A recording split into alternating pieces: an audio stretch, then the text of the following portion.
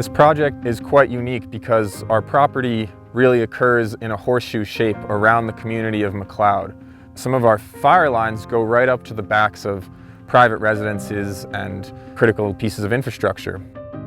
We believe that managing these kind of critical barriers between town and those very large contiguous ownerships can make a difference, and I certainly hope that other private landowners will take PFT's lead here and start to deploy fire as a tool, not just for community protection and habitat restoration, but really as a tool for forest management. We're just going to talk a little bit today about prescribed fire, the processes that we take to do the implementation of the prescribed fire, and there's a lot of considerations we take in. Fuels, weather, topography, on-the-ground safety for the men that are there. And why are we doing all of this? We're doing this to protect communities, to protect the wildlife, and to save our environment from these catastrophic fires. Over the last 2 weeks, we'll have burned almost 500 acres near the town of McCloud. We're reducing the fire hazard, fuel loading, and ideally we're giving a place where if there is a wildland fire, this is a great place for the agencies to stand back and hold the fire from. This forest property has been managed as a working forest for generations, but it's also a matrix of critical wildlife habitats.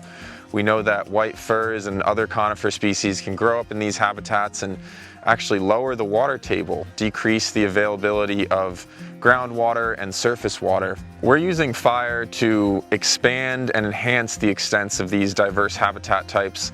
This aspen stand that we are in, it holds water for longer into the summer and fall dry seasons, and it will essentially serve as a fuel break. It will not burn as hot or as quickly or as dangerously as surrounding conifer stands. So by expanding these diverse and unique habitats, we're also altering fire behavior across the property.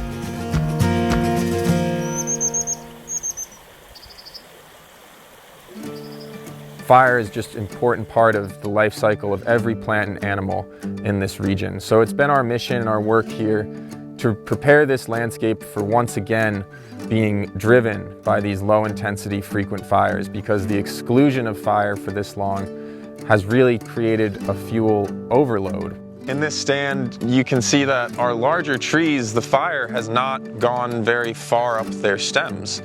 We were able to use fire to reduce the fuels in the shrub layer and reduce some of the built-up fuels of pine needles on the ground, kill some of the smaller understory trees like white fir and even ponderosa pine, while retaining the health and vigor of our largest overstory trees and using fire to improve the overall health of this stand. This project on Schroll Timberlands ties into a fuel break that's in various stages of completion along the Highway 89 corridor and around the community of McCloud. Hearst Forest owns a good bit of the property surrounding that community, and we've completed a portion of that fuel break work and will continue to make progress on that in the years to come. This work that Schroll and PFT and Terra Fuego has done will help complement those efforts, and that's really the kind of thing that we need to encourage, is this cross-boundary, multiple landowners coordinating activities to reduce threats to communities and valuable timber resources in California.